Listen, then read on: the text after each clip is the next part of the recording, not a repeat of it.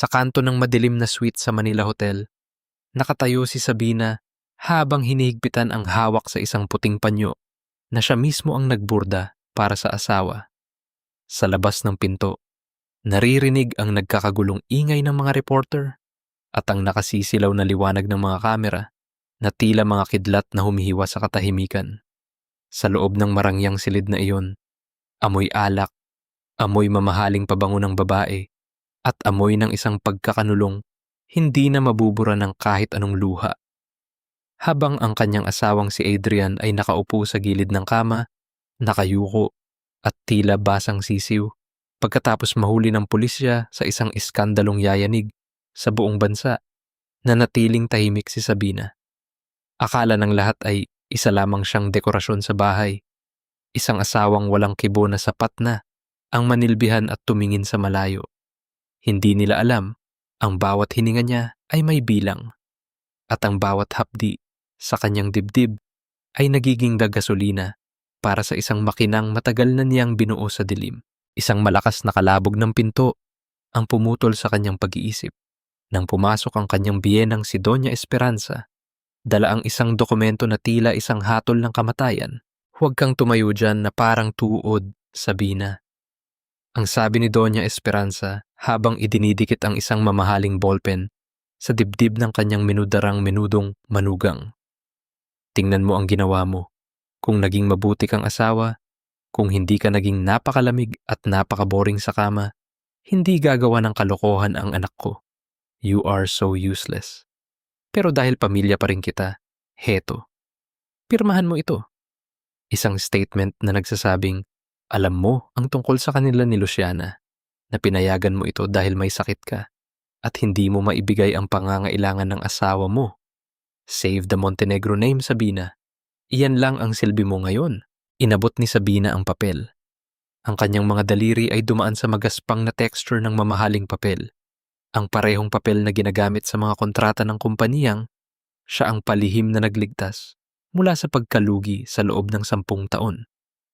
Tumingin siya kay Adrian, ang lalaking pinangakuan niya ng habambuhay. Sa harap ng dambana ay hindi man lang makatingin sa kanya. Sa halip, mas pinili nitong ayusin ang kanyang gintong relo na tila ba mas mahalaga pa ang oras kaysa sa dangal ng asawa. Sa labas, ang ingay ng mga tao ay tila mga gutom na hayop na naghihintay ng malalapa. Ramdam ni Sabina ang init ng mga ilaw mula sa labas na tumatagos sa kurtina, tila sinusunog ang kanyang balat na dati ay hinahaplos ng lalaking ito ng may pagmamahal o ang akala niya ay pagmamahal. Dahan-dahang kinuha ni Sabina ang ballpen. Nararamdaman niya ang bawat tibok ng kanyang puso sa dulo ng kanyang mga daliri. Isang malalim na buntong hininga ang kumawala sa kanya. Isang buntong hiningang baon ang 10 taon ng pagluluto, paglalaba, at pagtitiis sa mga masasakit na salita ng biyenan. Hindi siya sumigaw, hindi siya nagmura. Ang kanyang muka ay kasing tahimik ng dagat bago ang isang malakas na bagyo. "Ito ba ang gusto ninyo, Mama?" Ang tanong ni Sabina sa isang boses na kasing lamig ng bakal. "Na ako ang magmula sa putik para manatiling malinis ang inyong pangalan." Doña Esperanza rolled her eyes at inayos ang kanyang perlas na kwintas. "It is your debt of gratitude, Sabina. Utang na loob mo sa amin ang buhay na ito. Isang hamak na probinsyana ka lang nang pulutin ka namin. Don't be so dramatic. Just sign it and we will forget this ever happened. Magpapadala ako ng pera sa account mo bukas." Yumuko si Sabina at idinampi ang dulo ng panulat sa papel. Sa bawat kurit ng tinta, nararamdaman niya ang pagkaputol ng huling hibla ng kanyang pagtitimpi. Ang kanyang kamay ay hindi nanginginig. Sa katunayan, ito ang pinakamatatag na sandali ng kanyang buhay. Pagkatapos ng huling kurit ng kanyang pirma, ibinalik niya ang panulat kay Doña Esperanza nang hindi tumitingin. Ang kanyang paningin ay nakatitig sa kanyang sariling relong pambisig, isang simpleng relo na may maliit na pulang ilaw na kumikislap sa gilid ng bezel. Isang lihim na signal na tanging siya lang ang nakakaalam. "Tapos na po," ang sabi ni Sabina. Ang kanyang boses ay tila isang bulong na baon sa hangin ngunit may talim na hindi nakikita. Lumapit si Adrian at tinapik siya sa balikat, isang haplos na tila ba siya ay isang asong sumunod sa utos. Thanks, Sab. I knew I could count on you. You're a good wife. Babawi ako sa iyo, okay? Bibili tayo ng bagong bahay sa Forbes. Just stay quiet for a while. Hindi sumagot si Sabina. Tumalikod siya at lumakad patungo sa bintana, tinitingnan ang sariling refleksyon sa salamin. Ang babaeng nakikita niya ay hindi na ang mahiyaing dalagita mula sa probinsya. Ang nakikita niya ay isang general na katatapos lang mag-alay ng isang maliit na teritoryo para masiguro ang pagkapanalo sa buong digmaan. Habang binubuksan ni Doña Esperanza ang pinto para harapin ng media dala ang pirma ni Sabina, isang maliit na ngiti ang sumilay sa labi ng babae. Isang ngiting hindi aabot sa kanyang mga mata. Sa loob ng kanyang bulsa, hinahawakan niya ang isang maliit na recorder na nakakabit sa kanyang relo, kung saan ang bawat salita ng pag-amin, bawat panlalait, at bawat plano ng pamilya Montenegro ay malinaw na naitala. Akala ninyo ay tapos na. Ang bulong niya sa sarili habang nanonood sa pagpasok ng mga flash ng kamera sa silid. Pero nagsisimula pa lang ang pagbabayad ninyo. Eksakto sa sandaling iyon, ang kanyang cellphone ay nag-vibrate. Isang mensahe mula sa isang hindi kilalang numero ang lumitaw sa screen. Mission protocol activated. Target location confirmed. Ang kanyang mga mata ay naging kasing tigas ng bato. Wala na ang asawang Kamchu. Wala na ang minudong dekorasyon. Ang tanging natira ay ang panganib na hindi nila kailanman inasahan sa ilalim ng sarili nilang bubong. Maingay ang palengke ng umagang iyon, mas mainit kaysa sa karaniwan, at mas masangsang ang amoy ng tuyo at bagoong na humahalo sa malagkit na hangin. Hawak ni Sabina ang kanyang lumang basket, dahan-dahang naglalakad sa pagitan ng mga tinitinda, ngunit ramdam niya ang bawat matang nakatitig sa kanya. Ang mga tindera na dati ay bumabati sa kanya, nang may ngiti ay biglang tumatahimik at nagbubulungan sa sandaling dumaan siya. Ramdam niya ang bigat ng hiya, ang tila mga karayom na tumutusok sa kanyang likuran. Alam na nila ang lahat. Ang iskandalong pinirmahan niya sa hotel ay kumalat na tila apoy sa tuyong damo. At sa mata ng mga tao, siya ang babaeng walang silbi, ang asawang hinayaang palitan siya ng iba dahil sa sarili niyang pagkukulang. Narito na ang martir nating kapitbahay. Ang boses ni Aling Belen ay narinig ni Sabina. Sapat na malakas para marinig ng lahat sa pwesto ng mga isda. Kawawang Sabina, hindi man lang daw makabuo ng anak, kaya humanap ng iba si Adrian. Sayang ang ganda, wala palang pakinabang sa loob ng kwarto. Mas mabuti pa raw ang influencer na si Luciana. Kahit paano ay nagbibigay ng kulay sa buhay ng lalaki. Hindi lumingon si Sabina. Nanatiling nakatingin ang kanyang mga mata sa mga tinitindang gulay, ngunit ang kanyang mga daliri ay humihigpit sa hawak na basket hanggang sa mamuti ang kanyang mga kuko. Gusto niyang sumigaw. Gusto niyang sabihin sa kanila na hindi siya baog, na ang asawa niya ang may problema, ngunit palagi niya itong pinagtatakpan para sa ego nito. Pero pinili niya ang katahimikan. Ang katahimikang ito ang kanyang tanging pananggasa ngayon. Pinili niya ang 3 pirasong ampalaya at mabilis na nagbayad. Iniinda ang bawat mapanghusgang tingin na tila ba siya ay may nakakahawang sakit. Pag-uwi niya sa mansyon ng mga Montenegro, sinalubong siya ni Veronica sa may pintuan. Ang kanyang matalik na kaibigan ay may dalang isang mamahaling paper bag. Ang logo nito ay kumikinang sa ilalim ng sikat ng araw. Ngumiti si Veronica, ngunit ang ngiting iyon ay hindi umabot sa kanyang mga mata. May halong awa at isang bagay na hindi matukoy ni Sabina, isang bagay na tila lihim na katuwaan. Sab, tinalan kita ng pampalubag loob. Ang sabi ni Veronica habang iniabot ang bag, galing kay Luciana. Sabi niya, peace offering daw dahil sa stress na dinanas mo. Scarf iyan mula sa Paris. Huwag mo nang masamain, gusto lang niyang tumulong. Tiningnan ni Sabina ang bag. Ang panyong sutla sa loob ay kulay pula, kasing pula ng puot na unti-unting namumuo sa kanyang dibdib. Isang insultong nakabalot sa regalo. Hindi niya ito tinanggap. Pagkus ay dumaan lang siya sa gilid ni Veronica at tumuloy sa kusina. Hindi siya kailangan ng scarf mula sa Paris para itago ang kanyang leeg. Kailangan niya ang katarungan na siya lang ang makakakuha para sa sarili. Sa loob ng kusina, naratnan niya si Doña Esperanza na nag-uutos sa mga katulong para sa isang espesyal na hapunan. Nang makita siya ng matanda, agad itong lumapit at hinarangan ang kanyang daan patungo sa hapagkainan. Huwag mong dumihin ang dining table, Sabina. Darating si Luciana mamaya para sa business dinner namin ni Adrian. Hindi kita gustong makita sa harap nila na mukhang katulong na galing palengke. Doon ka kumain sa sulok ng kusina. Ang sabi ng matanda habang itinuturo ang isang maliit na bangko sa tabi ng basurahan. Iyan ang lugar na nararapat para sa mga taong hindi alam protektahan ng sarili nilang asawa. Iniwan ni Sabina ang kanyang mga pinamili sa mesa.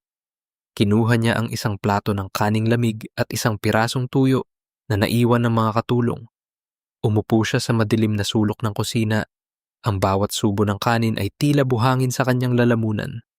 Habang naririnig niya ang tawanan ni na Adrian, Luciana at Doña Esperanza mula sa kabilang silid. Habang naririnig niya ang kalansing ng mga mamahaling baso ng alak, dahan-dahang kinuha ni Sabina ang mga nalaglag na butil ng kanin sa lamesita at isa-isang ibinalik sa kanyang plato. Diyos ko, si kalaing ti amok, si kalaing ti ag-ayiwan kaniyak. Ang bulong niya sa wikang Ilocano, isang dalangin na tila huling linyang nag-uugnay sa kanyang pagkatao. Panginoon, ikaw lang ang nakakaalam. Ikaw lang ang mag-aalaga sa akin. Bigyan niyo po ako ng anus, ng mahabang pagtitiis, hanggang sa dumating ang takdang panahon. Hindi niya napansin na ang kanyang mga daliri ay nagdurugo na dahil sa sobrang higpit ng hawak niya sa tinidor. Ngunit hindi niya ito binitawan. Ang sakit sa pisikal ay walang-wala kumpara sa apoy na nagliliyab sa loob niya. Nang matapos ang tawanan sa kabilang silid at lumabas si Adrian para kumuha ng yelo, hindi man lang nito tiningnan ang asawang nakaupo sa sahig. Para siyang isang anino na hindi na kailangan pang pansinin. Bago matapos ang gabi, nang akala ng lahat ay natutulog na siya, dahan-dahang lumabas si Sabina sa kusina para itapon ang basura. Sa may hallway, narinig niya ang mahinang boses ni Doña Esperanza na kausap si Adrian sa loob ng library. Ang boses nila ay puno ng kaba at pag-iingat. Siguraduhin mong mailipat na ang lahat ng pondo sa Cayman account bago mag-Lunes, Adrian. Ang boses ng matanda ay tila isang ahas na nanginginig. Kapag nalaman ng mga auditor ang tungkol sa double entry ng kumpanya, hindi tayo maililigtas ng kahit anong pirma ni Sabina. Kailangan nating ubusin ang laman ng vault bago nila mahalata ang butas. Napatigil si Sabina sa likod ng pinto. Ang kanyang puso ay nagsimulang tumibok ng mabilis, hindi dahil sa takot, kundi dahil sa wakas ay nahanap na niya ang malambot na bahagi ng kalasag ng mga Montenegro. Isang lihim na account, isang butas sa kumpanya. Inabot niya ang kanyang relo at pinindot ang gilid nito.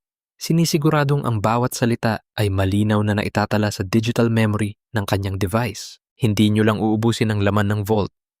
Ang bulong niya sa dilim, ang mga mata ay naniningkit sa determinasyon. Uubusin ko rin ang bawat pagkakataon ninyong makatakas. Isang maliit at tagong coffee shop sa Quezon City, ang piniling lugar ni Sabina para makipagkita kay Mateo. Malayo ito sa mga matang mapanghusga ng kanilang barangay at sa marangyang mundo ng mga Montenegro na tila babawat pader ay may tenga. Ang amoy ng bagong giling na kape at ang malambot na tugtog ng piano sa paligid ay nagbigay ng panandali ang ginhawa sa kanyang isipan, ngunit ang kanyang puso ay nananatiling alerto. Nakaupo siya sa pinakamadilim na sulok. Ang kanyang mga mata ay nakatitig sa pintuan hanggang sa pumasok ang isang lalaking naka-Amerikana, hawak ang isang dekalidad na leather briefcase. Si Mateo. Humingi si Sabina ng paumanhin sa kanyang itsura. Wala siyang suot na kahit anong alahas. Ang kanyang buhok ay nakapusod lang ng simple at ang kanyang mga kuko ay maikli at malinis, malayo sa imahe ng isang asawa ng bilyonaryo. Ngunit para kay Mateo, ang pagiging simple ni Sabina ang nagbibigay dito ng isang uri ng ningning na hindi kayang bilhin ng pera. Umupo ang abogado sa harap niya at dahan-dahang itinigil ang pag-aayos ng kanyang mga gamit Nang mapansin ang panginginig ng mga kamay ni Sabina habang hawak ang menu. Uminom ka muna ng tubig, Sabina. Ang boses ni Mateo ay mababa at puno ng malasakit. Isang tono na matagal nang hindi naririnig ni Sabina mula sa kahit sinong lalaki. Huwag kang magmadali. Safe tayo rito. I ensured na walang nakasunod sa iyo. Dahan-dahang itinulak ni Mateo ang isang baso ng maligamgam na tubig patungo sa kanya. Ang init mula sa baso ay tila gumapang sa kanyang mga palad. Nagbibigay ng kakaibang pakiramdam ng seguridad. Tumingin si Sabina sa mga mata ni Mateo. May isang bagay sa lalaking ito na tila ba nakakakita sa likod ng kanyang maskara. Hindi niya ito tinitingnan bilang ang kawawang asawang na iskandalo, kundi bilang isang tao na may itinatagong lakas. Salamat, Mateo. Hindi ko na alam kung sino ang dapat kong pagkatiwalaan. Ang sabi ni Sabina habang inilalabas ang isang maliit na flash drive mula sa loob ng kanyang panyo. Heto ang mga financial records na nakuha ko mula sa personal na laptop ni Adrian. May mga entries doon na hindi nagtutugma sa official tax returns ng kumpanya. I think they are using a logistics firm as a front para sa paglalabas ng pera. Kinuha ni Mateo ang drive, ngunit bago niya ito ipasok sa kanyang bag, sandaling nagdampi ang kanilang mga daliri. Isang mabilis na kuryente ng kilig ang dumaan sa katawan ni Sabina.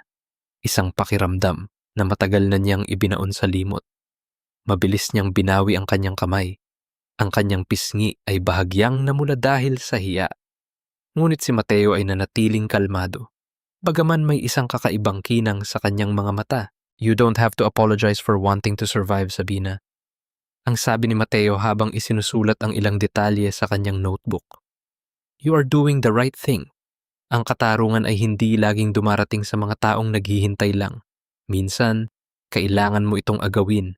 Habang nagpapaliwanag si Mateo tungkol sa mga legal na hakbang, napansin ni Sabina ang isang maliit na marka sa likod ng leeg ng lalaki nang bahagya itong yumuko. Isang tattoo na hugis alakdan, napakaliit ngunit napakalinaw. Tila pamilyar ang simbolo na iyon sa kanya, isang bagay na nakita na niya sa mga classified files ng military intelligence. Ngunit bago pa niya ito maalala ng tuluyan, biglang tumunog ang kanyang cellphone. Isang tawag mula kay Adrian. Kailangan na kitang umuwi, Sabina. Ang sigaw ni Adrian sa kabilang linya, halatang lasing at galit. Nasaan ka bang babae ka? Ang daming dumi sa library ko at hindi ko mahanap ang mga susi ng vault. Umuwi ka na rito bago ko pa malimutan na asawa kita. Dali-daling nagpaalam si Sabina kay Mateo. Halos takbuhin niya ang distansya patungo sa kanilang mansyon. Ang kaba ay muling bumabalot sa kanyang dibdib. Nang makarating siya, nadatnan niya ang library na tila dinaanan ng bagyo. Nakakalat ang mga papel at si Adrian ay nakatayo sa gitna ng silid.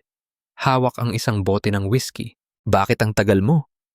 Ang tanong ni Adrian habang lumalapit sa kanya. Ang amoy ng alak ay nakakasuka.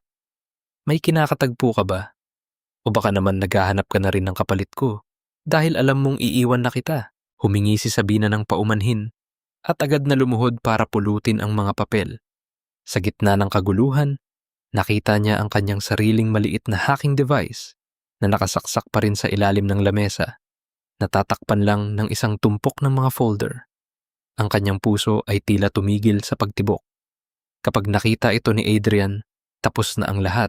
Dahan-dahan niyang iniabot ang kanyang kamay, pilit na hindi ipinapakita ang takot. Habang hinihila ni Adrian ang kanyang buhok para pilitin siyang tumingin dito, mabilis na binunot ni Sabina ang device at itinago sa loob ng kanyang medyas. Wala akong kinakatagpo, Adrian. Nagpunta lang ako sa simbahan para ipagdasal ang pamilya natin. Ang sabi niya, ang kanyang boses ay nanginginig ngunit puno ng panlilin lang. Umalis si Adrian nang may halong pandidiri. Iniwan siyang mag-isa sa sahig. Nang matiyak na wala na ang asawa, mabilis na binuksan ni Sabina ang kanyang laptop at tiningnan ang huling data na na-download ng device. Doon, sa gitna ng mga listahan ng mga dummy accounts, nakakita siya ng isang tinitingalang folder na may pamagat na oplan, scorpion, ang simbolo ng alakdan. Ang tattoo ni Mateo. Isang malamig na pakiramdam ang dumaan sa kanyang likuran. Ang laking akala niya ay kanyang tagapagligtas ay tila may mas malalim at mas madilim na koneksyon sa mga Montenegro kaysa sa kanyang inaakala. Sino ka ba talaga, Mateo Reyes? Ang bulong niya sa sarili habang ang ulan ay nagsisimulang pumatak sa bintana, tila sumasabay sa mga luhang hindi niya maipakita. Ang mansyon ng mga Montenegro ay tila isang malaking libingan ng mga lihim sa umagang iyon. Ang hangin ay mabigat, amoy luma at amoy ng mga bulaklak na nagsisimula ng malanta sa mga florera. Nakaupo si Doña Esperanza sa kanyang paboritong silya sa veranda, balot ng isang mamahaling seda na kumot at may hawak na maliit na bote ng gamot. Ang kanyang muka ay tila mas matanda kaysa sa dati. Ang bawat kulubot ay tila mas malalim. Isang pagpapakita ng kahinaan na alam ni Sabina na bahagi lamang ng isang mas malaking palabas. Sabina, lumapit ka rito, anak. Ang boses ng matanda ay mahina, tila naghihingalo, isang tono na ginagamit niya tuwing mayroon siyang kailangan. Alalahanin mo, noong kinuha ka namin sa probinsya, wala kang kahit ano, kahit pambili ng gamot para sa nanay mo bago siya pumanaw, wala ka. Kami ang nagbayad ng libing, kami ang nagpaaral sa iyo, at kami ang nagbigay sa iyo ng pangalang kinahuhumalingan ng lahat. Utang mo sa amin ang bawat hibla ng damit na suot mo ngayon. Tumayo lang si Sabina sa harap ng matanda. Ang kanyang mga kamay ay nakakuyom sa gilid ng kanyang palda. Alam niya kung saan papunta ang usapang ito. Ang utang na loob ay isang tanikala na matagal nang nakapulupot sa kanyang leeg. Mas masakit pa kaysa sa anumang pisikal na sugat. Kailangan ng kumpanya ng kapital, Sabina. Nagkaproblema sa mga accounts at kailangan nating isalba ang pangalan ni Adrian. Ang sabi ng matanda habang hinahawakan ng kamay ni Sabina. Ang mga daliri nito ay malamig at tila mga galamay ng isang mangingisda. Ibenta mo na ang lumang bahay ng nanay mo sa probinsya. Iyon na lang ang natitirang asset na hindi pa nakapangalan sa amin. Gawin mo ito para sa pamilya. Gawin mo ito para mabayaran mo naman ang lahat ng kabutihang ipinakita namin sa iyo. Hindi agad nakasagot si Sabina.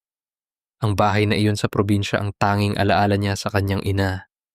Doon niya nararamdaman ang amoy ng luntiang bukid at ang init ng pagmamahal na walang hinihinging kapalit. Ang isakripisyo iyon para sa isang kumpanyang unti-unting pinapatay ng sarili nilang kasakiman ay tila isang uri ng pagtataksil sa sarili niyang dugo. Ngunit bago pa siya makatanggi, biglang humawak si Doña Esperanza sa kanyang dibdib. Ang kanyang paghinga ay naging mabilis at tila kinakapos. Ang bote ng gamot ay nalaglag sa sahig at gumulong patungo sa paa ni Sabina. Isang matinding takot ang dumaan sa mga mata ng matanda o marahil ay isang napakahusay na pag-arte. Sige na mama, pipirmahan ko na.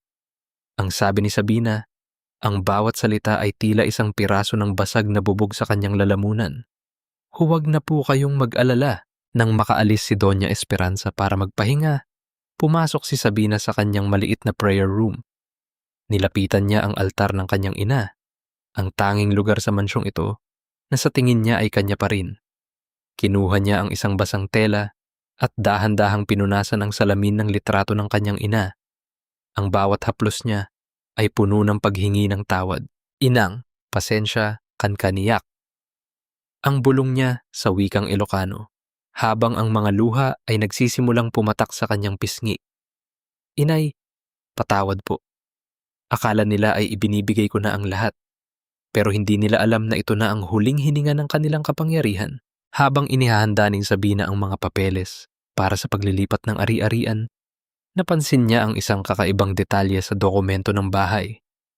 Ang titulo ay hindi pala direktang nakapangalan sa kanya, kundi sa isang holding company na may pangalang Scorpion Holdings. Ang parehong pangalan na nakita niya sa laptop ni Adrian. Ang parehong simbolo na nasa tattoo ni Mateo.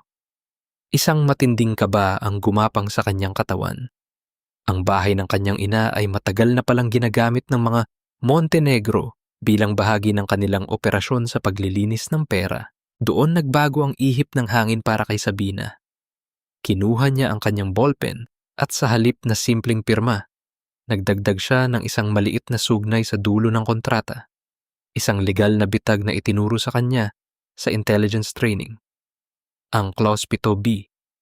Sa sandaling mailipat ang ari-arian, automatikong magbubukas ang isang investigasyon sa lahat ng nakaraang transaksyon ng nasabing kumpanya. Kinuha ninyo ang alaala ng ina ko. Ang bulong niya habang idinidiin ang panulat sa papel. Ngayon, ibibigay ko sa inyo ang katapusan ng inyong imperyo. Eksakto sa sandaling matapos niya ang pirma, nag-vibrate ang kanyang cellphone sa ibabaw ng lamesa. Isang serye ng mga larawan ang sunod-sunod na pumasok sa kanyang inbox. Mula ito kay Luciana. Sa mga larawan, makikita si Adrian na natutulog sa loob ng isang silid habang si Luciana ay nakangiti sa kamera, suot ang isa sa mga mamahaling kwintas na pag-aari ni Doña Esperanza. Isang caption ang kasama nito. Thanks for the house, Sabina. Adrian says it is a fair trade for your boring company. Bago pa man mabasag ang puso ni Sabina sa galit, isang tawag ang pumasok mula sa isang encrypted line. Ang tunog nito ay tila isang babala na hindi na pwedeng balewalain. General Sabina, report to base immediately. Ang boses sa kabilang linya ay seryoso at malamig. May nakapasok na virus sa aming financial tracking system. Isang tao mula sa loob ang naglalabas ng mga classified files tungkol sa Montenegro case. You are compromised. Nabitawan ni Sabina ang kanyang telepono. Ang bawat pader ng mansyon ay tila unti-unting gumuguho sa kanyang paligid. Hindi lang ang kanyang bahay ang mawawala. Ang kanyang dangal, ang kanyang misyon, at ang kanyang buhay ay nasa binggit na ng kamatayan. Madaling araw pa lamang nang dahan-dahang lumabas si Sabina sa likod ng mansyon. Bitbit ang isang maliit at kupas na bag na tila naglalaman lamang ng mga lumang damit. Ang hamog ng Maynila ay nakabalot sa paligid, malamig at mapait, tila nakikiramay sa bigat ng lihim na kanyang dinadala. Sumakay siya sa isang lumang jeepney, pagkatapos ay lumipat sa isang taxi hanggang sa marating niya ang isang hindi kapanspansing bodega sa gitna ng ingay at usok ng Pasay. Sa labas, mukha itong tambakan ng mga kalawang na bakal, ngunit sa likod ng isang pader na nangangailangan ng retinal scan, matatagpuan ang isa sa pinakasopistikadong command center ng Military Intelligence Group. Pumasok si Sabina sa isang maliit na silid at isinara ang pinto. Dito, sa loob ng 4 na sulok ng malamig na semento, dahan-dahan niyang hinubad ang kanyang simpleng pambahay na damit. Isinuot niya ang kanyang olive green na fatigue uniform. Isinabit niya ang kanyang mga medalya sa kanyang dibdib. Ang bawat isa ay simbolo ng mga labanang hinarap niya sa mga bundok at sa mga madidilim na eskinita ng syudad. Nang isuot niya ang kanyang combat boots at higpitan ang pagkakatali nito, ang kanyang tindig ay nagbago. Wala na ang nakayukong balikat ng isang asawang sunod-sunuran. Ang babaeng nakaharap sa salamin ay may mga matang kasing talim ng kidlat at isang panga na tila gawa sa bakal. Heto ang totoong ako, ang bulong niya sa sarili habang inaayos ang kanyang ranggo sa balikat. Brigadier General Sabina Valdez, hindi isang anino, hindi isang dekorasyon, kundi isang sandata. Naglakad siya patungo sa main hall kung saan naghihintay ang kanyang pinakapinagkakatiwalaang tauhan na si Major Torres. Ang tunog ng kanyang mga yabag ay umaaling-aungaw sa paligid, matatag at puno ng awtoridad. Sa malaking screen sa harap nila, makikita ang mga flowchart ng kumpanya ng mga Montenegro, ang mga pangalan ng mga politiko, at ang mga tracking records ng mga barkong ginagamit sa smuggling. General, may problema tayo. Ang sabi ni Major Torres habang ibinibigay ang isang tablet. Ang virus na pumasok sa system natin ay hindi galing sa labas. Galing ito sa loob ng network natin dito sa base. Mayroong tumatagas ng impormasyon tungkol sa Oplan Scorpion. At ang masama rito, ang mga files na kinuha ay ang mga personal mong impormasyon.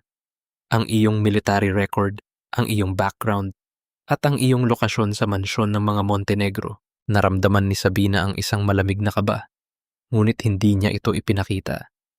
Ang kanyang isip ay tila isang computer na mabilis na nag-a-analyze ng bawat posibilidad. Sino ang nakakaalam ng lokasyon niya? Sino ang may kakayahang pumasok sa system? bigla niyang naalala ang tattoo sa leeg ni Mateo. Ang alakdan, isang simbolo na ginagamit din ng isang rogue group sa loob ng militar na matagal na nilang sinusubaybayan. Ipagpatuloy ang tracking sa lahat ng komunikasyon ni Adrian Montenegro. Ang utos ni Sabina, ang boses niya ay walang bahid ng pag-aalinlangan. Huwag ninyong ipapakita na alam nating may mole sa loob. I want them to think that they are winning. At si Mateo Reyes, bantayan ninyo ang bawat galaw niya. Huwag siyang lalabas sa paningin ninyo kahit isang segundo. General, baka delikado na ang bumalik ka pa sa mansyon. Ang sabi ni Major Torres nang may pag-aalala. Kapag nalaman nila kung sino ka talaga, hindi ka nila hahayaang makalabas ng buhay. Tumingin si Sabina sa malayo, sa direksyon kung saan matatagpuan ang mansyon na tila isang kulungan. Doon ay kailangan niyang muling maging ang kawawang Sabina, ang babaeng walang boses, ang babaeng tinitiis ang bawat sampal ng tadhana. Ngunit alam niya na ito lamang ang tanging paraan para mahuli ang lahat ng mga ahas sa isang kumpas. Kailangan kong bumalik, ang sabi niya ng may determinasyon. Ang digmaan ay hindi natatapos sa isang labanan. Kailangan ko silang ubusin mula sa loob. Pagkalipas ng ilang oras, muling hinubad ni Sabina ang kanyang uniforme. Maingat niya itong itinago sa loob ng kanyang bag at muling isinuot ang kanyang kupas na damit at tsinelas. Ang kanyang mukha ay muling naging malamlam.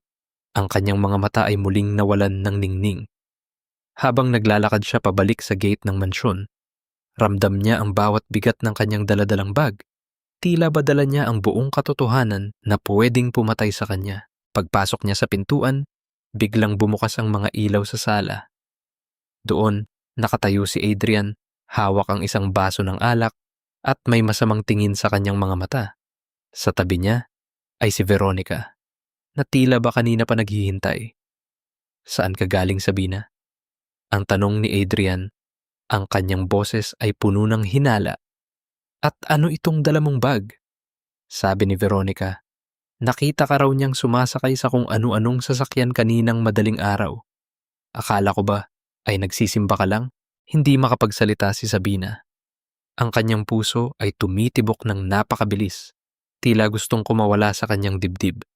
Lumapit si Adrian at marahas na hinablot ang bag mula sa kanyang kamay.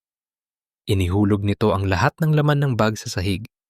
Ang mga lumang damit ni Sabina ay nagkalat, ngunit sa ilalim ng mga ito, bahagyang nakasilip ang dulo ng kanyang camouflage na uniforme. Dahan-dahang yumuko si Adrian para kunin ang bag.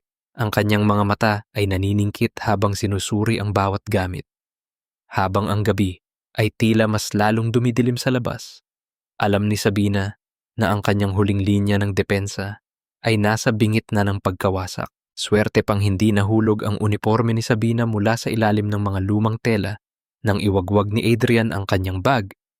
Ang nakita lamang ng kanyang asawa ay ang mga kupas na duster at ilang piraso ng kagamitan sa pananahi. Inihagis ni Adrian ang bag sa sahig nang may halong pandidiri habang si Veronica ay nanatiling nakatayo sa dilim.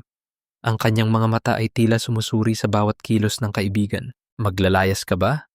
Ang tanong ni Adrian habang tumatawa ng mapait. Saan ka pupunta, Sabina? Sa kalsada? Wala kang pera, wala kang pamilya, at wala kang kahit anong pag-aari kundi ang mga basahang iyan. Huwag mong subukang talikuran ako dahil ikaw ang mawawalan. Hindi sumagot si Sabina. Nanatili siyang nakayuko habang pinupulot ang kanyang mga gamit. Ang bawat haplos niya sa tela ay tila isang paraan ng pagpapakalma sa kanyang sariling galit. Alam niyang sa mga sandaling ito, ang kanyang pinakamalakas na sandata ay ang kanyang pagiging walang kibo. Nang sumunod na gabi, bumuhos ang isang malakas na ulan sa Maynila. Ang langit ay tila nakikiramay sa bigat ng hanging nararamdaman ni Sabina sa loob ng mansyon. Dumating si Mateo para sa isang huling diskusyon tungkol sa paglilipat ng ari-arian ng kanyang ina. Habang si Adrian ay abala sa pakikipag-usap sa telepono sa loob ng library, naiwan silang dalawa sa veranda. Ang lamig ng gabi ay pumapasok sa loob ng bahay at ang bawat patak ng ulan sa bubong ay lumilikha ng isang ritmo na tila naghihiwalay sa kanila sa buong mundo. Nanlalamig ka na. Ang sabi ni Mateo sa isang boses na kasing lambot ng pelos. Hindi niya hinintay ang sagot ni Sabina. Dahan-dahang hinubad ni Mateo ang kanyang suot na jacket at isinakay ito sa mga balikat ng babae. Naramdaman ni Sabina ang init na nagmumula sa tela, ang amoy ng sandalwood at bagong labang damit na humahalo sa amoy ng basa na lupa. Sa loob ng maraming taon, ito ang unang pagkakataon na may isang taong nakakita sa kanyang pangangailangan nang hindi niya kailangang humiling. Ang jacket ni Mateo ay tila isang baluti, isang proteksyon mula sa lahat ng kawalang hiyaan ng pamilya Montenegro. Salamat, Mateo. Pero hindi mo dapat ito ginagawa. Ang sabi ni Sabina, ang kanyang boses ay bahagyang nanginginig. Baka makita tayo ni Adrian. Tumingin si Mateo sa malayo, sa mga ilaw ng syudad na malabo dahil sa ulan. Hindi mo kailangang laging matakot, Sabina. Minsan, ang pinakaligtas na lugar ay ang tabi ng taong nakakakita sa iyo. Hindi kita nakikita bilang isang biktima. Nakikita kita bilang isang mandirigmang kailangan lang ng pahinga. Isang mabilis na tibok ng puso ang naramdaman ni Sabina. Isang pakiramdam na tila ba ang kanyang tuyo. Nadamdamin ay biglang nadiligan ng pag-asa. Ngunit sa likod ng kanyang isipan, naroon pa rin ang babala ng kanyang intelligence training. Ang bawat kabutihan ay may kapalit.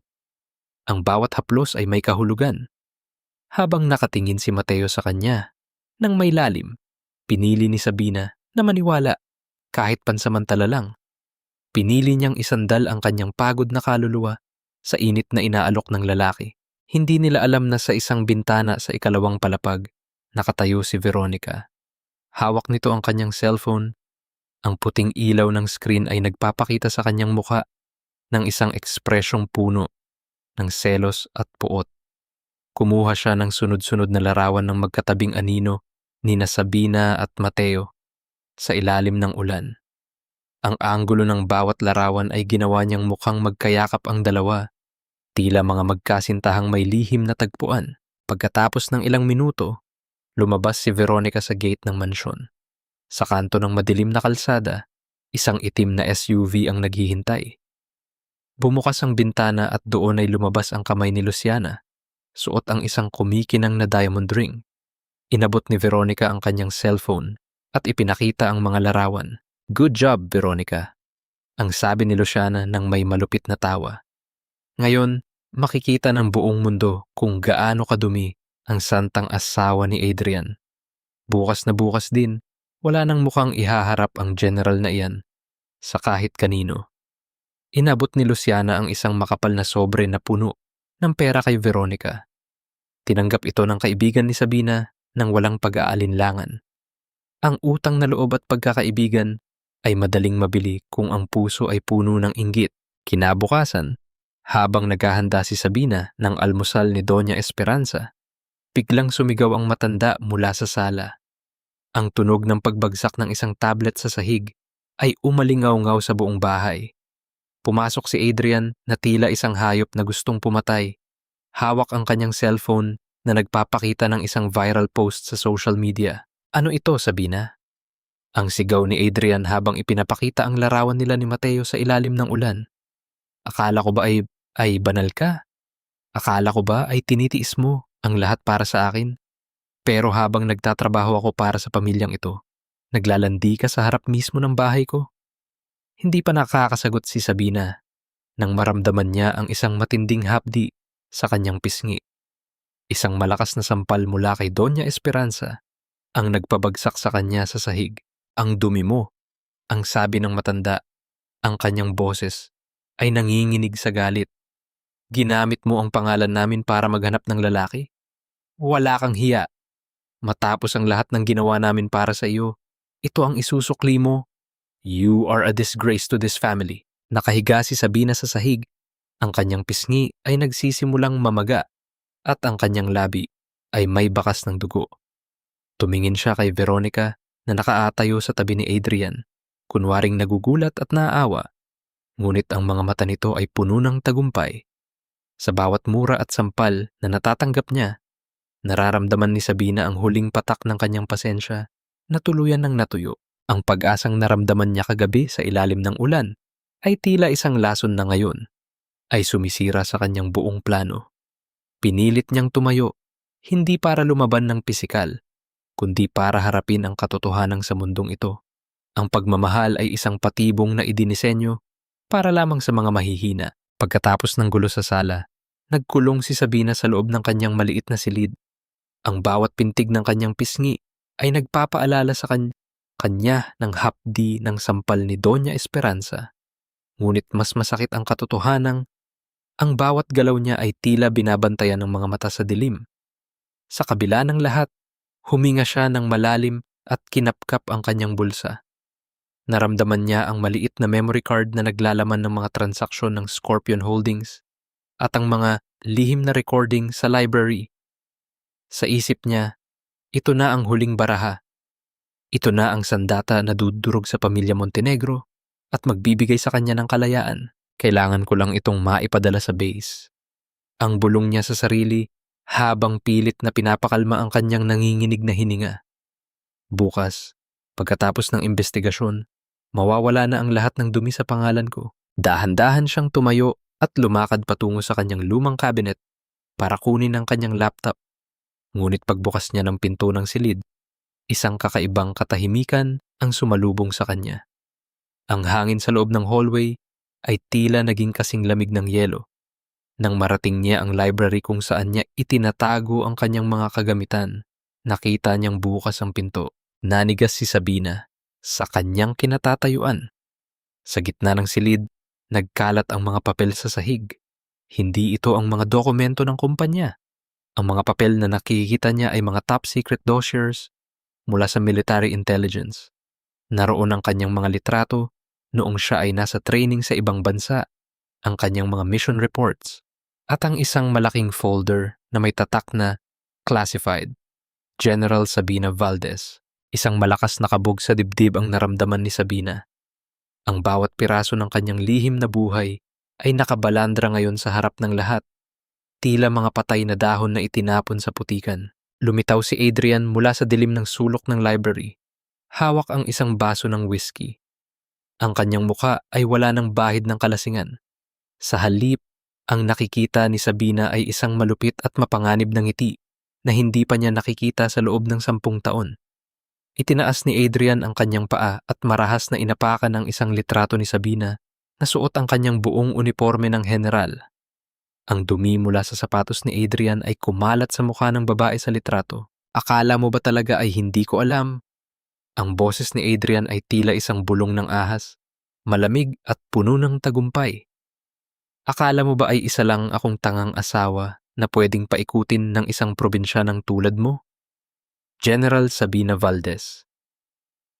Ang galing mong umarte. 10 taon kang nagpanggap na sunod-sunuran habang palihim mo kaming binubura. Dahan-dahang lumuhod si Sabina. Hindi dahil sa takot, kundi dahil sa isang matinding panghihina na nagmula sa pagkakaalam na ang kanyang pinaghirapang pader ay tuluyan ng gumuho. Inabot niya ang litratong inapakan ni Adrian. Pinupunasan ng putik gamit ang kanyang nanginginig na mga daliri. Ang bawat dumi sa papel ay tila bawat dumi sa kanyang dangal bilang isang opisyal. Paano? Ang tanging salitang lumabas sa labi ni Sabina, ang kanyang boses ay tila isang hiningang naghihingalo. Huwag mo nang itanong kung paano. Ang sabi ni Adrian habang lumalapit sa kanya at hinahawakan ng marahas ang kanyang panga. Pinipilit siyang tumingin sa kanyang mga mata. Mas mabuting itanong mo kung sino. May mga tao sa loob ng iyong mahal na militar na mas pinahahalagahan ng pera kaysa sa katapatan. At ang Mateo na akala mo ay tagapagligtas mo. He's a puppet, Sabina. Isang tao-tauhan na ginamit ko para masiguro na ibibigay mo sa akin ang lahat ng kailangan ko. Binitiwan ni Adrian ang kanyang muka at itinapon ang huling patak ng whiskey sa sahig. Kinuha niya ang isang makapal na folder at inihagis ito sa paanan ni Sabina. Nakablock na ang lahat ng access mo sa military network. Wala ka ng command. Wala ka ng kapangyarihan. You are just a wife, Sabina. Isang asawang may malaking kasalanan sa pamilya Montenegro. At dahil ikaw ang nagsimula ng digmaang ito, sisiguraduhin kong ikaw din ang mawawasak.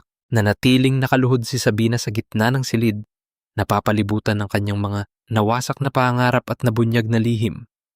Ang bawat pader ng mansyon ay tila unti-unting sumisikip, nagigipit sa kanya sa isang sulok na wala ng takasan.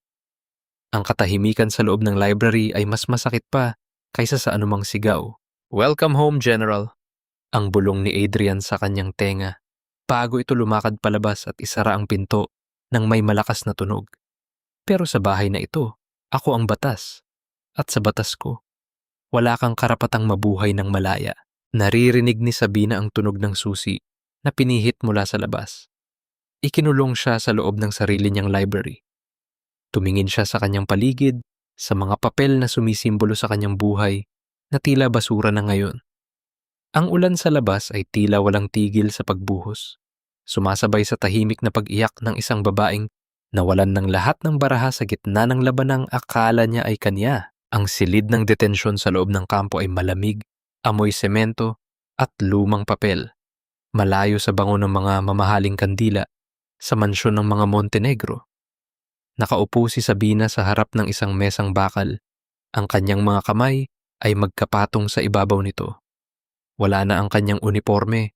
Pinalitan ito ng isang simpleng kulay abong t-shirt na nagpapatingkad sa kanyang pamumutla. Bagaman suspendido sa tungkulin at dinitin para sa investigasyon, ang kanyang tindig ay nananatiling tuwid.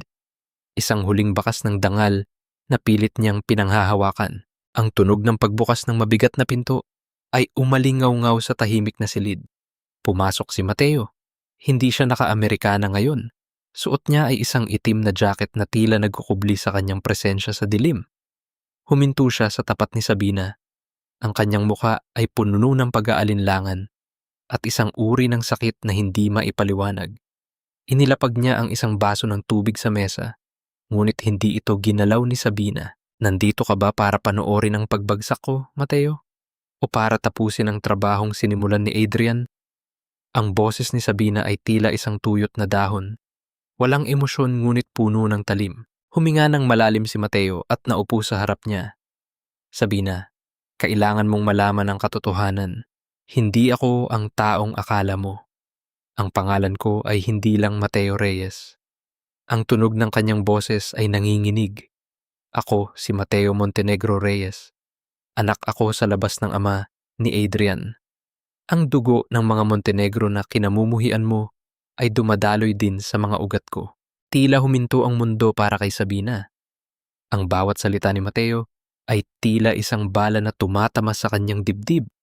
Ang lalaking pinagkatiwalaan niya, ang lalaking naging tanging sandigan niya sa gitna ng bagyo, ay bahagi rin ng pamilyang sumira sa kanyang buhay. Isang matinding irony ang gumapang sa kanyang isipan. Humingi siya ng tulong sa isang ahas para pumatay ng isa pang ahas. "Nilapitan ko kayo dahil sa galit, Sabina." Ang sabi ni Mateo, ang kanyang mga mata ay nagsisimulang mangilid ang luha. "Gusto kong pabagsakin ang kumpanya dahil sa ginawa nila sa nanay ko. Ginamit kita dahil alam kong ikaw ang may hawak ng mga ebidensya. Noong una, plano ko lang na kunin ang kailangan ko at iwanan ka. Pero hindi ko inaasahan na makikita ko ang sarili ko sa iyo." Tumingin si Sabina ng malalim sa mga mata ni Mateo. Naghanap siya ng bakas ng panloloko, ng masamang balak, o ng pangungutya. Ngunit ang nakita niya ay isang lalaking durog din ng pagkatao. Isang lalaking biktima rin ng parehong kasamaang kinakalaban niya. Nakita niya ang pagsisisi sa bawat guhit ng mukha ni Mateo. Sa kabila ng galit, naramdaman ni Sabina ang isang kakaibang koneksyon. Pareho silang mga aninong pilit na kumakawala sa liwanag ng isang mapang-aping pangalan. Dahan-dahang inilabas ni Mateo ang isang maliit na USB mula sa kanyang bulsa at itinulak ito patungo kay Sabina. "Nandyan ang lahat," ang sabi ni Mateo sa isang bulong.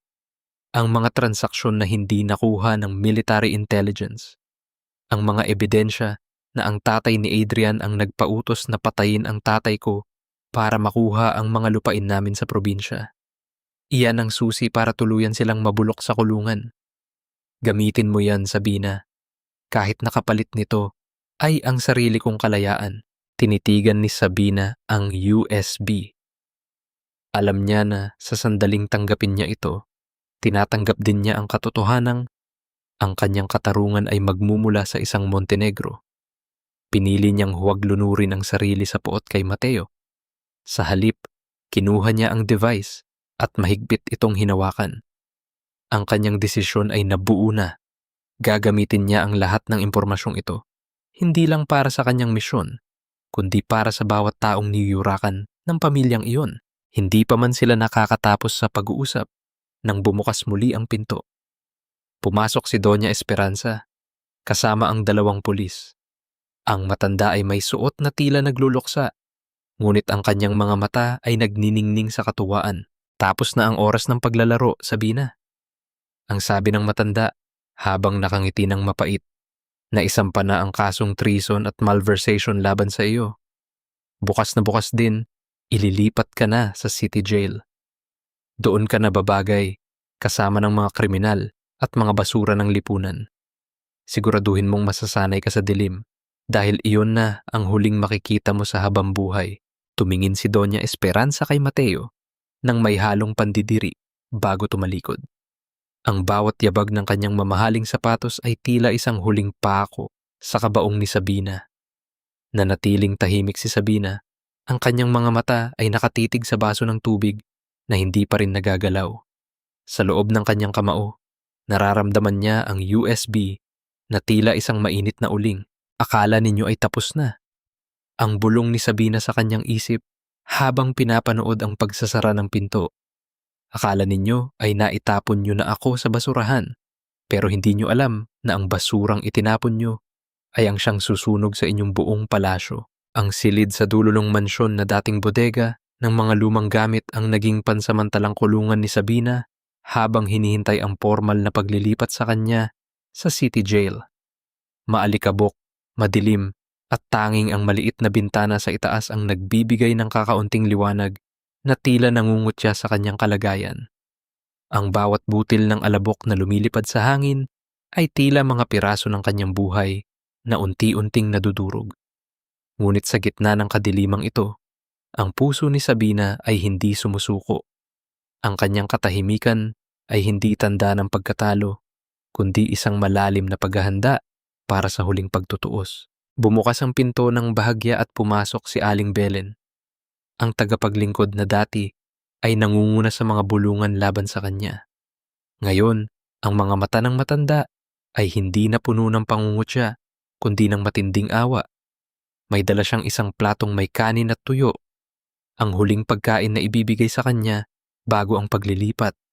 Ibinaba ni Aling Belen ang pagkain sa sahig, sa tabi ng paa ni Sabina, at sandaling hinawakan ang kamay ng babae. Hiha, kumain ka na. Ang boses ni Aling Belen ay nanginginig, tila may bara sa kanyang lalamunan. Patawarin mo kami sa mga nasabi namin. Akala namin ay ikaw ang masama, pero ngayong nakikita namin ang ginagawa nila sa iyo, alam na ng buong barangay ang katotohanan. Sabi nila, ang ginto ay sinusubok sa apoy. Huwag kang susuko, Sabina. Marami kaming nagdarasal para sa iyo sa labas. Tiningnan ni Sabina ang matanda at bahagyang tumango. Ang simpleng pakikiramay na ito mula sa taong pinakaumapi sa kanya sa mga bulungan ay nagbigay sa kanya ng kakaibang lakas. Nang umalis si Aling Belen, lumuhod si Sabina sa malamig na semento. Isinara niya ang kanyang mga mata at dinala ang kanyang mga kamay sa kanyang dibdib. Isang dalangin ang kumawala sa kanyang mga labi. Sa wikang kinalakihan niya sa probinsya, ang wikang ginagamit niya kapag ang kanyang kaluluwa ay sagad na sa pagod. Diyos ko, si kalaing itinamnamak ken mangted kaniyak tipigsa. Ang bulong niya sa wikang Ilocano. Panginoon, kayo lang ang pag-asa ko at magbibigay sa akin ng lakas. Amo yuti kinapudno. Alam niyo ang katotohanan. Tulungan niyo po akong tumayo mula sa alabok na ito para sa katarungan, hindi para sa paghihiganti. Pagkatapos manalangin, kinuha ni Sabina ang kanyang lumang singsing sa kasal na itinago niya sa loob ng kanyang medyas. Ang gintong singsing na ito ay simbolo ng 10 taon ng kanyang pagtitiis. Dahan-dahan niyang ipinasok ang matalim na dulo ng disenyo ng singsing sa maliit na lock ng isang lumang cabinet sa sulok ng silid kung saan niya palihim na itinago ang kanyang backup na cellphone bago pa man siya madakip. Sa bawat pinihit ng kanyang kamay, nararamdaman niya ang tensyon sa bakal hanggang sa marinig niya ang mahinang tunog ng pagbukas ng drawer. Nakuha niya ang telepono. Mabilis niya itong binuksan at tiningnan ang mga balita sa labas. Ang Scorpion Holdings ay nagsisimula na ring gumuho. Ang mga balita tungkol sa pagkalugi ng mga Montenegro ay kumakalat na sa mga pahayagan. Ang bitag na itinanim niya sa dokumento ng bahay ng kanyang ina ay nagsisimula ng gumana. Ang mga auditor ay nagsisimula ng magtanong at ang mga bangko ay nagsisimula ng mag-freeze ng mga assets. Habang nagbabasa, nakita niya ang isang anino sa labas ng bintana. Si Veronica. Ang kaibigan niyang nagtaksil sa kanya ay nakatayo sa ilalim ng ulan, nakatingin sa direksyon ng kanyang silid. Ang mukha ni Veronica ay puno ng pagsisisi. Ang kanyang mga kamay ay nakatakip sa kanyang bibig habang pinapanood ang mga pulis na nagbabantay sa paligid ng mansyon.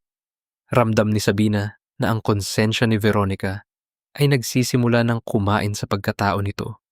Ngunit alam din niyang huli na ang lahat para sa isang simpleng paumanhin. Nang marinig ni Sabina ang yabag ng mga pulis na papalapit sa kanyang pinto para sa paglilipat sa kanya, mabilis niyang itinago ang cellphone at ang USB ni Mateo sa loob ng kanyang buhok. Itinali ito ng mahigpit. Tumayo siya ng tuwid, inayos ang kanyang damit at hinarap ang pinto. Pumasok si Adrian, suot ang kanyang mamahaling suit, ngunit maputla ang kanyang muka. Halatang hindi ito nakatulog dahil sa mga problema sa kumpanya. Tiningnan niya si Sabina nang may halong takot at galit. Akala mo ba ay mananalo ka? Ang sabi ni Adrian, ang kanyang boses ay pilit na nagpapakatatag. Kahit mabulok ang kumpanya, sisiguraduhin kong mauuna kang mabulok sa kulungan. Ngumiti si Sabina sa unang pagkakataon. Isang ngiting hindi nagpapakita ng takot, kundi ng isang tiyak na tagumpay. Ang alabok ay bumabangon na, Adrian. Ang bulong niya habang naglalakad palabas ng silid, kasunod ng mga pulis. At sa pagbangon nito, wala kayong matataguan. Habang isinasakay siya sa sasakyan ng pulis, tiningnan ni Sabina ang mansyon ng mga Montenegro sa huling pagkakataon. Alam niyang sa pagbabalik niya, hindi na siya ang bilanggo, kundi ang siyang kukuha ng lahat ng ninakaw sa kanya. Ang malaking ballroom ng Grand Hyatt ay puno ng mga mamamahayag, mga kislap ng kamera, at ang mabigat na bulong-bulungan ng publiko. Sa harap ng entablado, nakaupo si Doña Esperanza at si Adrian, parehong nakasuot ng itim na tila ba nagluluksa sila sa pagkawala ng dangal ng kanilang kumpanya. May hawak na panyo ang matanda, pilit na naglalabas ng mga luhang walang katotohanan habang binabasa ang isang inihandang pahayag na naglalayong isisi ang lahat ng anomalya kay Sabina. Kami ang biktima rito. Ang boses ni Doña Esperanza ay nanginginig, umaarte sa harap ng mga lente ng kamera. Ang aming manugang na si Sabina ang gumamit ng aming pangalan para sa kanyang mga iligal na gawain sa militar. Ninakawan niya kami at ngayong nalaman namin ang katotohanan, nais naming humingi ng paumanhin sa sambayanang Pilipino. Ngumiti si Adrian sa tabi ng kanyang ina. Isang ngiting puno ng tiwala na malulusutan nila ang lahat ng ito sa pamamagitan ng paninira sa isang babaeng akala nila ay nakakulong na. Ngunit sa gitna ng kanyang pagsasalita, biglang bumukas ang malaking pinto sa dulo ng ballroom. Ang tunog ng pagtama ng pinto sa pader ay naging hudyat ng isang biglaang katahimikan. Mula sa liwanag ng hallway, isang bulto ng babae ang lumakad papasok. Hindi siya nakasuot ng duster, hindi rin siya nakayuko. Ang bawat tunog ng kanyang combat boots sa makintab na sahig ay tila isang mabigat na pintig ng tambol na nagpapatigil sa mundo. Nakasuot siya ng kanyang buong fatigue uniform. Ang 4 na bituin sa kanyang balikat ay kumikinang sa ilalim ng mga chandelier. Ang kanyang beret ay maayos na nakapatong sa kanyang buhok at ang kanyang muka ay kasing tigas ng marmol. Si Sabina. Ang Brigadier General Sabina Valdez. Ang mga reporter ay tila nakalimot huminga.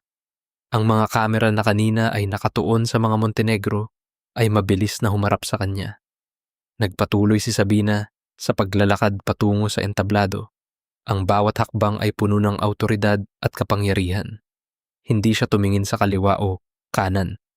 Ang kanyang mga mata ay nakapako lamang sa kanyang asawa at sa kanyang biyenan. Napatayo si Adrian. Ang kanyang muka ay nawalan ng kulay. Tila nakakita ng isang multo na bumangon mula sa hukay. Si Doña Esperanza naman ay nabitiwan ang kanyang panyo. Ang kanyang bibig ay bahagyang nakabukas sa matinding gulat. Walang sinabi si Sabina. Nang makarating siya sa harap ng mesa ni na Adrian, dahan-dahan niyang inilapag ang isang makapal na folder at ang USB na ibinigay ni Mateo. Ang tunog ng paglapag ng mga dokumento sa mesa ay tila isang hatol na umalingaw-ngaw sa buong silid. Tapos na ang inyong sarswela.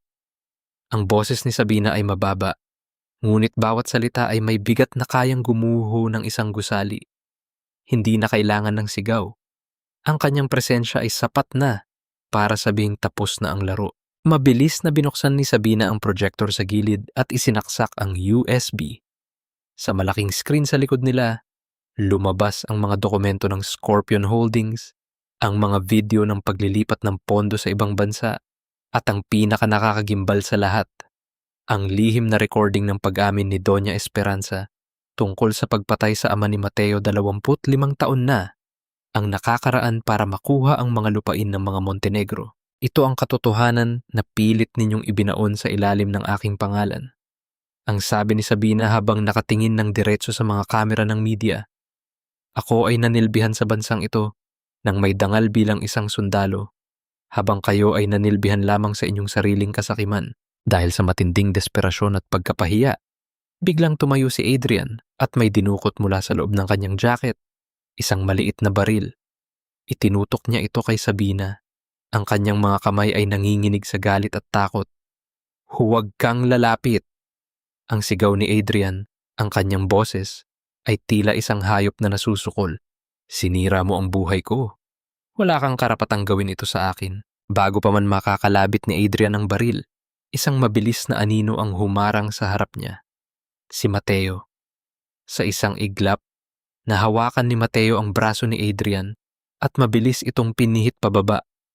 Ang tunog ng pagbagsak ng baril sa sahig ay tila huling hininga ng kapangyarihan ni Adrian. Pinadapa ni Mateo ang kanyang sariling kapatid sa sahig, habang ang mga security forces ng militar na kasunod ni Sabina ay mabilis na pumasok para palibutan ang entablado. Lumapit si Doña Esperanza kay Sabina. Ang kanyang muka ay puno na ng tunay na luha. Lumuhod ang matanda sa harap ng kanyang manugang, hinahawakan ang dulo ng uniforme ni Sabina. Sabina, maawa ka. Ang bulong ng matanda, wala na ang kayabangan. Huwag ang pamilya natin. Isipin mo ang dangal ng mga Montenegro. Huwag mo kaming ipahiya sa buong mundo. Patawarin mo kami. Tiningnan ni Sabina ang kanyang biyenan mula sa itaas. Wala siyang naramdamang saya sa pagkakaluhod ng matanda. Wala rin siyang naramdamang awa. Ang tanging nararamdaman niya ay ang katahimikan ng isang misyong natapos na. Ang dangal ay hindi ipinapakiusap, Mama. Ang sabi ni Sabina habang dahan-dahang inaalis ang kamay ng matanda sa kanyang uniforme. Ito ay pinaghihirapan. At ang inyong dangal ay matagal nang nabulok kasama ng inyong mga lihim. Pumasok ang mga pulis at pinusasan si Adrian at si Doña Esperanza sa harap ng lahat ng mga mamamahayag. Habang inalalayan ni Mateo ang mga pulis, sandali siyang tumingin kay Sabina. Isang tingin ng paghingi ng tawad at pasasalamat. Habang hinihila palabas ang mga Montenegro, nanatiling nakatayo si Sabina sa gitna ng entablado. Ang mga flash ng kamera ay patuloy sa pagliwanag sa kanyang paligid. Ngunit sa pagkakataong ito, hindi siya ang biktima. Siya ang simbolo ng katarungang matagal na ipinagkait. Ang general na hindi kailanman sumuko sa loob ng sarili niyang bahay, sa loob ng VIP lounge ng Ninoy Aquino International Airport. Kampanting nakaupo si Luciana habang humihigop ng mamahaling champagne. Hawak niya nang mahigpit ang kanyang branded na suitcase na puno ng inaakala niyang milyon-milyong pisong nakuha niya mula sa kumpanya ni Adrian. Sa kanyang isip, iiwan na niya ang lahat ng gulo sa Pilipinas para magsimula ng bagong buhay sa Paris. Ngunit bago pa man niya maubos ang laman ng kanyang baso, 3 lalaking nakabarong ang lumapit sa kanya. Kasunod ang ilang opisyal ng Bureau of Immigration. Miss Luciana Vergara, kailangan ninyong sumama sa amin para sa questioning tungkol sa money laundering at falsification of documents. Ang boses ng opisyal ay seryoso at walang emosyon. Tumawa si Luciana, isang tawang puno ng kaba, ngunit pilit na nagpapakita ng tapang. You must be joking. I have my papers. Gusto nyo ba ng pera? Heto, kunin nyo ang lahat ng gusto nyo. Binuksan ni Luciana ang kanyang suitcase para kumuha ng suhol, ngunit ang kanyang muka ay biglang naging kasing puti ng papel. Sa halip na makakapal na bundle ng dolyar, ang nakita niya ay mga ginupit na lumang dyaryo at mga papel na may nakasulat na isang maikling mensahe. Ang nakaw na yaman ay tila bula, mabilis mawala sa harap ng hustisya. Sa ilalim ng mga papel ay ang pirma ni Sabina. Ang tunog ng pagbagsak ng suitcase sa sahig ay tila hudyat ng pagtatapos ng kanyang mga pangarap. Ang malamig na bakal ng posas na dumaan sa kanyang mga pulso, ang naging huling alahas na isusuot niya sa mahabang panahon habang nangyayari ito sa paliparan. Sa loob naman ng isang madilim na interrogation room sa CRIM, nagaganap ang isang mas malubhang pagtataksil. Nakaupo si Doña Esperanza sa tapat ng isang investigador, habang si Adrian ay nakatingin sa kanya mula sa kabila ng salamin. Wala na ang pagmamahal ng isang ina. Ang tanging natira ay ang instinto ng isang mandaragit na gustong iligtas ang sariling balat. Ang anak ko ang may gawa ng lahat ng iyan. Ang sabi ni Doña Esperanza, ang kanyang boses ay malamig at puno ng panunumbat. Pinilit niya lang akong pumirma. Si Adrian ang may kontrol sa Scorpion Holdings. Ako ay iisang matandang ina na walang alam sa takbo ng negosyo.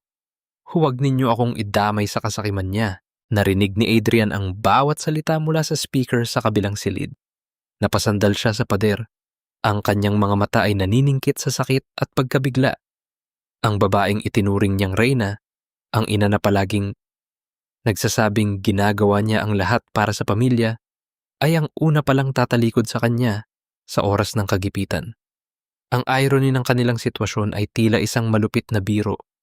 Ang pamilyang binuo nila sa dumi at kasinungalingan ay nagkakawatak-watak na rin dahil sa parehong dumi at kasinungalingan. Sa kabilang dako, sa tahimik na opisina ni Sabina sa loob ng kampo, binabasa niya ang isang liham na iniwan sa kanyang mesa. Mula ito kay Veronica. Ang sulat ay may mga bakas ng natuyong luha sa papel. Sab, patawarin mo ako. Ang sabi sa sulat, akala ko ay magiging masaya ako kapag nakuha ko ang atensyon at pera na meron ka. Pero bawat sentimong tinanggap ko mula kay Luciana ay tila lason sa puso ko. Ngayon, wala na akong kaibigan, wala na akong dangal, at tinitingnan ako ng lahat bilang isang traidor. Ang karma ko ay ang mabuhay sa mundong wala nang nagtitiwala sa akin. Ibinaba ni Sabina ang sulat at tumingin sa labas ng bintana. Walang galit sa kanyang puso para kay Veronica, tanging isang malalim na panghihinayang para sa isang pagkakaibigang nasira ng inggit. Ang bawat isa sa kanila ay nakakatanggap na ng kaukulang parusa, hindi dahil sa paghihiganti niya, kundi dahil sa bigat ng sarili nilang mga desisyon. Bago matapos ang araw, pumasok si Mateo sa kanyang silid. Ang kanyang muka ay mapayapa, ngunit may lungkot. Inabot niya ang kanyang mga badge at mga legal na dokumento kay Sabina. Isinuko ko na ang lahat ng ebidensya laban sa sarili ko, Sabina. Ang sabi ni Mateo, ang pakikipagsabuatan ko sa Scorpion Holdings noong una para sa paghihiganti ay isang pagkakamali na kailangan kong pagbayaran. I will face the court tomorrow. Gusto kong pumasok sa susunod na kabanata ng buhay ko na wala nang itinatagong dumi. Lumapit si Sabina kay Mateo. Hinawakan niya ang kamay nito. Ang init ng kanilang mga palad ay nagbigay ng panandaliang katahimikan sa gitna ng bagyo. Bakit mo ito ginagawa? Ang tanong ni Sabina sa isang mahinang boses. Dahil ikaw ang nagturo sa akin na ang totoong kapayapaan ay hindi nakukuha sa pagdurog sa kalaban, kundi sa pag-aayos sa sarili. Ang sabi ni Mateo habang nakatingin ng malalim sa mga mata ni Sabina. Emang tanging bahagi ng plano ko na hindi ko kailanman nagawang pekihin. Habang pinapanood ni Sabina ang paglabas ni Mateo kasama ang mga opisyal para sa kanyang pagsuko, naramdaman niya ang isang malalim na paghinga. Ang karma ng mga Montenegro ay hindi lang tungkol sa kulungan. Ito ay tungkol sa pagkawala ng lahat ng bagay na mahalaga sa kanila dahil sa kanilang kawalan ng pagmamahal. At para kay Sabina, ang katarungan ay nagsisimula na ring magbigay daan sa isang bagay na mas mahalaga, ang paghilom. Ang hangin sa probinsya ay may ibang lasa. Amoy ng basang lupa, ng mga puno ng mangga, at ng kalayaang matagal nang ipinagkait sa kanya. Nakatayo si Sabina sa harap ng maliit na bahay ng kanyang ina. Ang pintuan ay bahagyang nakabukas na tila naghihintay sa kanyang pagbabalik. Wala na ang kislap ng mga chandelier ng mansyon. Wala na ang lamig ng aircon na tila nagpapatigas sa kanyang puso. Sa pagkakataong ito, ang tanging naririnig niya ay ang awit ng mga ibon at ang mahinang kaluskos ng mga dahon sa bakuran. Habang inaayos niya ang kanyang mga gamit, isang anino ang tumigil sa kanyang pintuan. Si Veronica. Ang kanyang kaibigan ay mukhang tuyot. Ang mga mata ay malalim at puno ng kapaguran. Walang dala si Veronica kundi ang kanyang sariling pagsisisi. Nanatiling tahimik si Sabina. Hindi siya tumayo, hindi rin siya sumigaw. Ang katahimikan sa pagitan ng dalawang babaeng dati ay magkapatid ang turingan ay mas masakit pa kaysa sa anumang sampal. Sab, nandito ako para humingi ng huling pagkakataon. Ang boses ni Veronica ay halos bulong na lang, nanginginig sa takot na baka tuluyan na siyang itaboy. Nawala ang lahat sa akin, Sab. Ang pera, ang trabaho, ang dangal ko. Ikaw lang ang natitira kong koneksyon sa katotohanan. Tiningnan ni Sabina si Veronica ng matagal. Naalala niya ang lahat ng mga tawa nilang pinagsaluhan at ang bawat hapdi ng pagkakanulong ginawa nito. Dahan-dahang tumayo si Sabina at lumapit sa bintana. Tinitingnan ang abot-tanaw kung saan humahalik ang langit sa lupa. Ang pagpapatawad ay libre, Veronica. Ang sabi ni Sabina sa isang boses na kasing lamig, ngunit kasing linaw ng tubig sa batis. Pero ang pagtitiwala ay kailangang paghirapan. Hindi lahat ng sugat ay naghihilom sa isang salita lang. Ang sugat na ginawa mo ay hindi lang sa balat, kundi sa kaluluwa ko. Malaya ka na, pero huwag mo nang asahan na babalik pa tayo sa dati. Umalis si Veronica nang walang imik. Ang kanyang mga yabag ay unti-unting nawala sa dulo ng kalsada. Naiwan si Sabina na mag-isa. Ngunit sa pagkakataong ito, hindi siya malungkot. Pumunta siya sa maliit na kusina at nagsimulang magluto. Kumuha siya ng sariwang gulay mula sa likod bahay at naghanda ng simpleng sinigang. Ang bawat hiwa niya sa saing ay tila isang paraan ng paglilinis sa kanyang sariling buhay. Nang maluto ang pagkain, inihanda niya ang lamesa. Naglagay siya ng isang plato, isang baso, at isang upuan sa tapat ng bintana. Umupo siya at kumain ng dahan-dahan. Ninanamnam ang bawat subo. Wala nang sumisigaw sa kanya, wala nang naguutos na kumain siya sa sulok. Siya ang reyna ng sarili niyang maliit na kaharian. Salamat, inang. Ang bulong niya habang nakatingin sa larawan ng kanyang ina. Ngayon, ako na ang may-ari ng sarili kong oras. Pagkatapos kumain, napansin ni Sabina ang isang maliit na basket ng mga puting bulaklak sa may pintuan. Walang card, walang pangalan, tanging amoy lang ng mga bulaklak na tila ba isang tahimik na paalala na mayroon pang nagmamalasakit sa kanya sa labas ng mundong ito. Alam ni Sabina kung kanino galing iyon at isang maliit na ngiti ang sumilay sa kanyang mga labi. Kinaumagahan, nagsuot si Sabina ng kanyang uniforme sa huling pagkakataon. Nagpunta siya sa kampo at inihain ang kanyang resignation letter. Ang kanyang mga superior ay nagulat, pilit siyang pinipigilan dahil sa kanyang tagumpay sa kaso ng mga Montenegro. Ngunit buo na ang loob ni Sabina, nagsilbi na ako sa bayan ng higit sa sapat. Ang sabi niya sa kanyang general, ngayon, kailangan ko namang silbihan ang sarili ko. Ang uniforming ito ay naging baluti ko, pero naging kulungan ko rin. Panahon na para maging tao lang ako, hindi lang isang sundalo. Bago siya tuluyang umalis sa syudad, dumaan siya sa detention center para bisitahin si Mateo. Nakaupo si Mateo sa likod ng makapal na salamin, suot ang kanyang kulay orange na damit. Kahit nasa loob ng rehas, ang kanyang mga mata ay nananatiling matatag at puno ng pag-asa. Isang huling pagkikita bago ang paglilipat sa akin sa bilibid. Ang sabi ni Mateo, bahagyang nakangiti. Salamat sa pagbisita, Sabina. Dinala ni Sabina ang kanyang kamay sa salamin at itinapat din ni Mateo ang kanyang palad sa kabilang panig. Bagaman may hadlang na salamin sa pagitan nila, ang init ng kanilang koneksyon ay tila tumatagos sa bawat atomo ng silid. Hihintayin kita, Mateo, ang sabi ni Sabina. Ang kanyang mga mata ay nagsisimulang mangilid ang luha, hindi para sa paghihiganti, kundi para sa bagong simula. Magbabayad ka sa mga pagkakamali mo, pero paglabas mo, may isang bahay na naghihintay sa iyo sa probinsya. Tumingin si Mateo sa kanya. Ang kanyang labi ay nanginginig sa matinding emosyon. Salamat, Sabina, ang sabi niya sa isang bulong na sapat na para marinig ng puso ng babae. Emang dahilan kung bakit gusto kong maging mas mabuting tao. Habang naglalakad si Sabina palabas ng pasilidad, ramdam niya ang bawat hakbang niya na tila ba mas magaan kaysa sa dati. Ang huling hakbang na ito ay hindi patungo sa isang digmaan, kundi patungo sa isang buhay na siya mismo ang susulat ng bawat kabanata. Ang araw ay nagsisimulang lumubog, nagbibigay ng isang gininto ang liwanag sa kalsada, tila isang pangako na pagkatapos ng pinakamadilim na gabi, ang umaga ay palaging darating ng may dalang pag-asa. Paghilom ng sugat, isang taon ang mabilis na lumipas, na tila mga alon sa dagat na dahan-dahang binubura ang mga bakas ng paa sa buhanginan. Sa isang maliit na bayan sa baybayin ng Batangas, malayo sa mausok at mapanghusgang mundo ng Maynila, matatagpuan ang isang puting gusali na may nakasulat na Sabina's Sanctuary. Ito ay isang pundasyong itinayo ni Sabina para sa mga kababaihang naging biktima ng pang-aabuso, hindi lang sa pisikal, kundi pati na rin sa emosyonal at pinansyal. Dito, ang bawat babaeng nakayuko ay tinuturuang muling tumayo, tumingin sa salamin ng may dangal, at maging general ng sarili nilang buhay.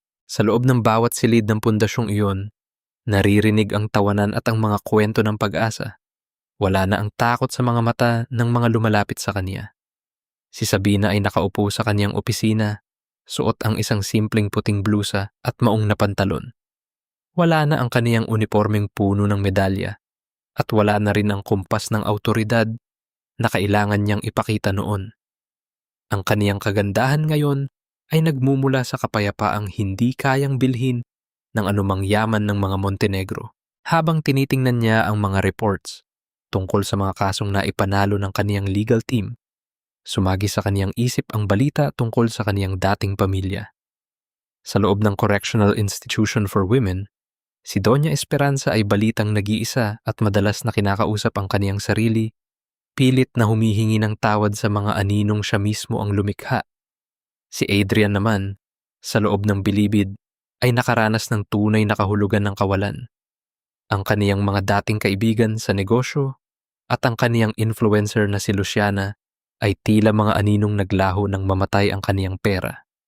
Ang karma nila ay hindi lang ang rehas, kundi ang katotohanang walang sino man ang nakakaalala sa kanila ng may pagmamahal. Ngunit sa kabila ng kaniyang tagumpay, may isang sugat na alam ni Sabina na mananatili na sa kaniyang puso habang buhay.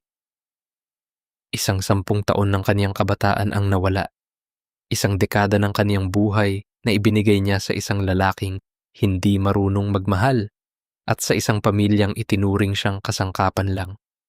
May mga gabi pa ring nagigising siya at hinahanap ang kaniyang sarili sa madilim na sulok ng mansyon bago niya maaalalang wala na siya doon. Ang kawalan ng pananalig sa konsepto ng panghabang buhay na pag-ibig nang walang kondisyon ang pilat na kailangang dalhin ni Sabina sa kaniyang pagtanda. Napagtanto niya na ang katarungan ay hindi nakakapagbalik ng oras na ninakaw na. Isang hapon, habang ang araw ay nagsisimulang humalik sa abot-tanaw ng dagat, lumakad si Sabina tungo sa dalampasigan. Hawak niya ang kaniyang lumang singsing sa kasal, ang gintong tila naging tanikala niya sa loob ng 10 taon. Tinitigan niya ang bawat kislap nito sa ilalim ng kulay kahel na langit. Naalala niya ang bawat luha, bawat sampal, at bawat panlalait na tinuos niya habang suot ito. Dahan-dahan niyang itinaas ang kaniyang kamay at binitawan ang singsing sa gitna ng malalakas na alon. Pinanood niya itong lumubog hanggang sa mawala ito sa kailaliman ng asul na tubig. Isang malalim na buntong hininga ang kumawala sa kanya, hindi ng lungkot, kundi ng isang dalisay na kalayaan. Ang pagpapakawala sa huling bakas ng kaniyang nakaraan ay hindi nangangahulugang kinalimutan na niya ang sakit, kundi nangangahulugan itong hindi na siya hahayaan pang diktahan nito ang kaniyang kinabukasan. General, ang isang boses na pamilyar ay tumawag sa kanya mula sa kalsada. Lumingon si Sabina at nakita si Mateo. Kalalabas lang nito ng bilanggo pagkatapos ng isang taon ng pagbabayad sa kaniyang mga nakaraang pagkakamali. Ang kaniyang buhok ay bahagyang mahaba at ang kaniyang mukha ay may bakas ng kapaguran, ngunit ang kaniyang mga mata ay nagniningning sa katapatan. Hindi lumapit si Mateo. Nanatili lang siyang nakatayo doon, tila naghihintay ng permiso kung maaari ba siyang maging bahagi ng bagong mundo ni Sabina. Ngumiti si Sabina, isang tunay at payapang ngiti na hindi na kailangan pang ikubli. Hindi niya alam kung ano ang dala ng bukas. Hindi niya alam kung handa na siyang muling magbukas ng puso. Ngunit sa sandaling iyon, sapat na ang malamang malaya na silang dalawa. Ang babaeng naging general sa loob ng bahay ay tuluyan na ngang nakauwi, hindi sa isang mansyon, hindi sa isang kampo, kundi sa sarili niyang katahimikan. Habang naglalakad si Sabina patungo kay Mateo, ang huling liwanag ng araw ay tila naging hudyat ng pagsisimula ng isang kabanatang wala ng lihim, wala ng dumi, at wala ng kailangang patunayan sa mundo. Siya na ang kaniyang sariling general, at ang kaniyang digmaan ay tuluyan na ngang natapos.